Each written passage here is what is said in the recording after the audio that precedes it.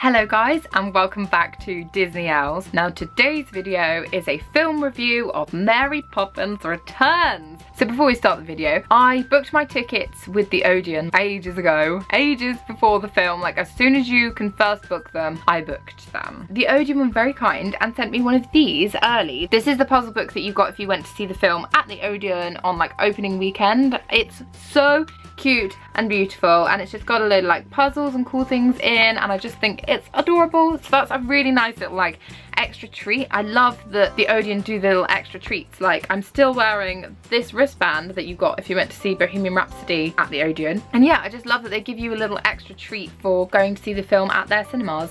And I love the Odeon anyway, so it's perfect. The Odeon also sent me this, which I absolutely love. This is just like a little promotional pen that they were sending out, but it's gorgeous. It came in this gorgeous box, cute.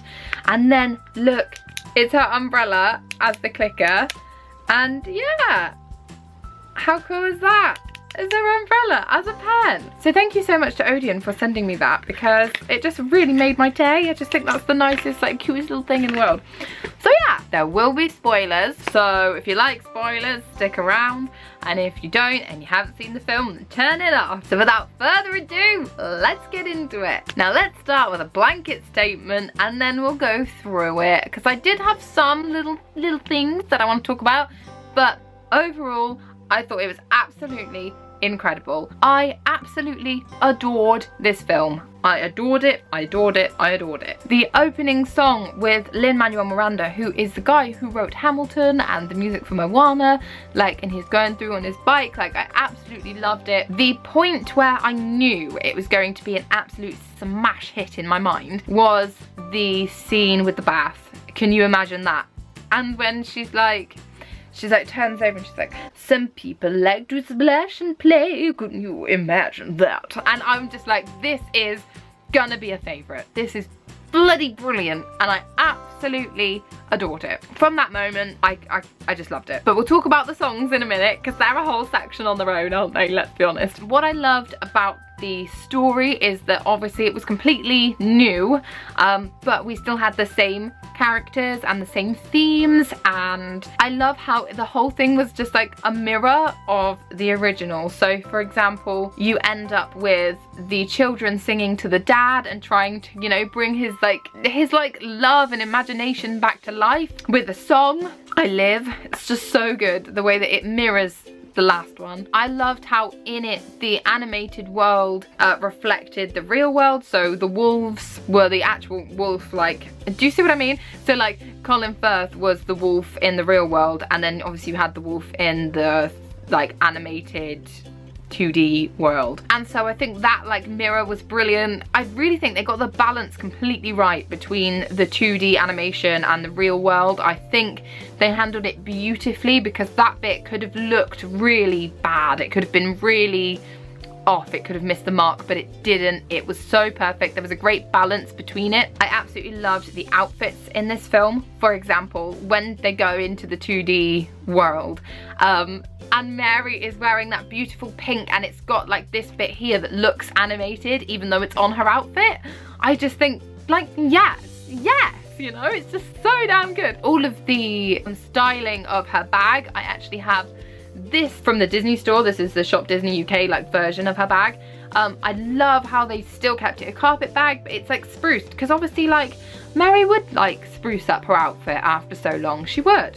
Yeah, she's got to be practically perfect all the time, so she's got to change her style a little bit. So I really loved her bag, her outfit. Emily Blunt was gorgeous.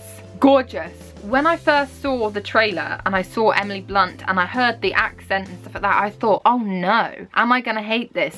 Do I only like her because she looks a bit like Julie Andrews in Mary Poppins and she's kind of like the image of what Mary is, but is she really gonna be a Mary? My friends.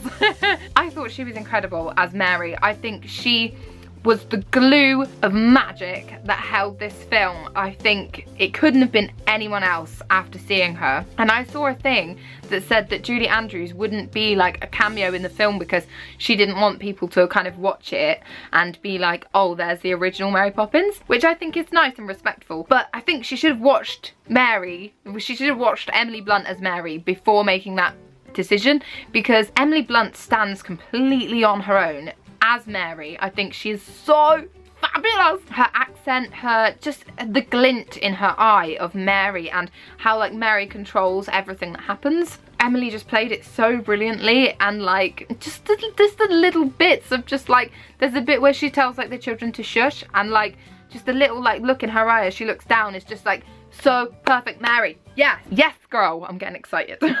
It was just so good. So I wish that Julie Andrews would have watched it before she made that choice, because I would have loved if Julie Andrews was in it. However, I think they should have done a little scene after the credits where Emily Blunt looks into the mirror, because obviously one of the big things with Mary Poppins is that her reflection moves. I think she should have looked into a mirror, and it should have been Julie Andrews looking back at her, and then they could have like walked off together, or Julie Andrews could have watched Emily Blunt walk off to kind of pass the mantle, if you see what I mean. I think that would have been a really nice ode to Julie Andrews, but also her acceptance of Emily Blunt, and do you see what I mean? I think it would have been a really nice touch. However, I did notice something, I'm not sure because I've only seen it once, but when they are looking into the balloons and they're like, you know, pick the right one for you, Emily Blunt looks into the red balloon, and I swear it morphs slightly into a Julie Andrews looking figure, like her reflection.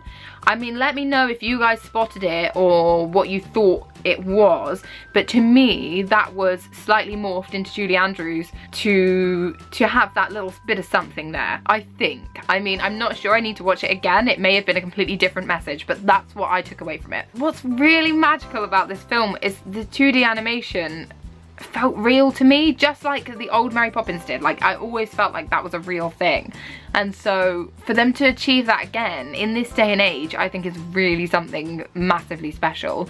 And like, I'm so selfish, like I want another film and I want it now, but the magic and the effort and the time that goes into every little speck of that film, you can see it, you can breathe it. The choreography of the whole Triple Light Fantastic scene, just mind-blowingly good. Like, mind-blowing. I absolutely adored it. I absolutely loved how the Admiral was 5 minutes behind and they ended up putting him on time.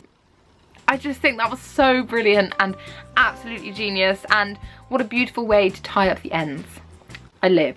However, talking about tying up the ends, I had a few little issues with this film. Not issues, but like just little things that I thought about. They like don't trouble me. I'm not staying awake at night thinking about them, but just little things I wanted to mention. When they go and see Topsy, which I really liked because it was like the mirror of the kind of like I love to laugh scene, so I thought that was really cool. Oh, a little thing I did notice is that she has every second Wednesday off because her world turns turtle, but Mary has every second Tuesday off, and we never know why she has every second Tuesday off, but I wonder if it's something like on that day she's imperfect or something. Like, I don't know, I really want to know, why does she have every second Tuesday off? Is it ever mentioned? Is it in the books? Please let me know if you have any theories, or if you know, or if I've missed something in the film that's meant to tell us. But I just thought I'd mention that. One of the issues I had was they give the bowl to Topsy to fix, and she says come back and get it, and they never do, and we never see her. I really wanted there to be a end credits for like thing. If it wasn't going to be the Julie Andrews really cool thing, I wanted to be there. I wanted there to be something after the credits that was Mary putting the bowl on their doorstep, or leaving it back on the mantelpiece, perhaps with a note, or do you see what I mean? Like, I wanted them to get the bowl back. Where does the bowl end up? I'm confused. Are they leaving it open for another film? Possibly, I don't know. But I would really like to see what happened with that. I mean, maybe it's a deleted scene or something, but I really want to know what ended up happening to that bowl. And then, oh, the other thing is the big scene at the end where all of the lamplighters are putting up their ladders to get to the top of Big Ben. My sister leant over to me in the cinema and is like, oh, that's so unrealistic. And I just look at her like, are you kidding? We've been in a bathtub in a Royal Doulton bowl. We've like seen the 2D and real life come together and you think this is unrealistic. Like, if anything, that's the most realistic part of the film. It was so funny, but she loved it too. It was just hilarious because she leant over like, this is so unrealistic. But yeah, Mary could have just flown up on her umbrella and done it, but I'm glad she didn't. My only other issue with this film is that I did pick up on the fact that the shares were going to be on the kite, because I don't know if it's just because I look for these things in films or not. Like, I look for Easter eggs, so because I was so aware, I'm not sure if like it was normal for people to pick up on it. But Mary drops it into the rubbish and then says, Georgie Banks, take out the trash, kind of thing. Take out the rubbish. And as Georgie is going to take it out, he then sees the drawing on the back of it. And then we see him cutting it up and putting it on the kite. And so I knew, because I knew that Mary kind of has a hand in everything and stuff like that. So that was predictable for me. However, I liked that it was predictable because I felt like they were going to find it at some point. So I kind of liked knowing, but I don't know if lots of people picked up on it, or if they liked the fact that they picked up on it, or if they maybe didn't at all. So yeah, but let's talk about the songs in the film. Honestly, I think this is one of the best soundtracks ever made, ever. I absolutely adored it. I loved how it opened with good old Lynn, and I love his accent. I love how his accent was still as like strange as Dick Van Dyke's in the original. Oh my gosh, Dick Van Dyke was brilliant, by the way. I thought that was so fabulous. How he's like, I'm circling the grave, I've still got some steps in me yet. I just think, genius, absolutely genius. I love someone who can take the mick out of themselves, and he has definitely grown old gracefully, and thank you. I love it. And Angela Lansbury, and oh my gosh, Julie Walters as Ellen was a masterstroke. I thought she was brilliant. Basically, it was cast superbly well. There wasn't one actor or actress where I thought, no, it was all perfection in that sense too. So yeah, the first scene where it's lovely land and sky, like I loved how Lynn was singing like hi sky, like, I mean that makes him sound bad, but you know, like there's that twinge in his voice, like as he's like sky. Do you see what I mean? I just loved it. I just thought it was brilliant. Can you imagine that is one of my absolute favorites, because I think it's the first part where I knew I would adore the film. I knew Emily was the best Mary Poppins, like second Mary Poppins I could be. I loved how, like, the whole meaning of the film in general, but the whole meaning of the song. Can you imagine that? Yeah, I love how it all just took the mick. It was so imaginative, so creative, absolutely mental in the best possible way, in a very Mary Poppins possible way. So yeah, absolutely loved it. The Royal Dalton Music Hall, I loved as well. I just loved them all. A Cover Is Not the Book is probably one of my favorites too, because I love how they did the kind of like nod to Moana and Hamilton with the fast kind of almost rappy bit. I love the whole meaning of it. Like, what a great way to take a sort of classic saying but make it different. Like, a cover is not the book, so open it up and take a look. Fantabulous. Place Where Lost Things Go, I cried. And Turning Turtle I thought was hilarious. Yeah, it mirrors I Love to Laugh for me. I think that's really cool. Trippy Little Light Fantastic is such a, the more you hear it, the more you adore it song. I love it. I love it. Oh, and Nowhere to Go But Up. They're brilliant. They're all just bloody brilliant. The song that Michael sings, I can't remember what it's called and it's not here. It's just beautiful. I cried. I was like, Alexa, play the Mary Poppins Returns soundtrack. And that one came on and I cried in my kitchen because it's so beautiful. Oh, it's just so fabulous, guys. I think that's everything I have to say. Basically, I absolutely loved it.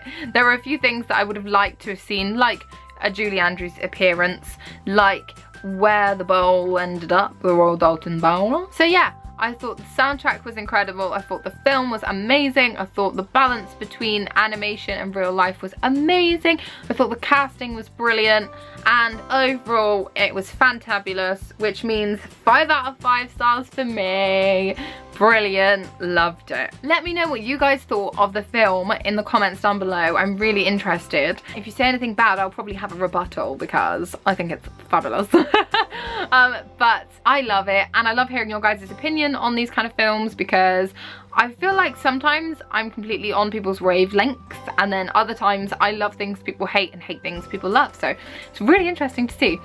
So please give it a like if you liked it. Leave a comment down below about what you thought about the film, about the music. What's your favourite song? I really want to know that, because I really love the songs. Yeah, feel free to subscribe if you want to subscribe. And myself and Nikon do music under Ellie and Nikon on Spotify, YouTube, Apple Music, iTunes. If you want to go and check out our debut EP, Doubles Game, that would be really great. More music coming soon, more videos every Friday at 6 PM. I also post on Instagram daily at Disney Owls if you want to check that out too. So thank you so much, and goodbye guys, love y'all, bye bye. I can't read that,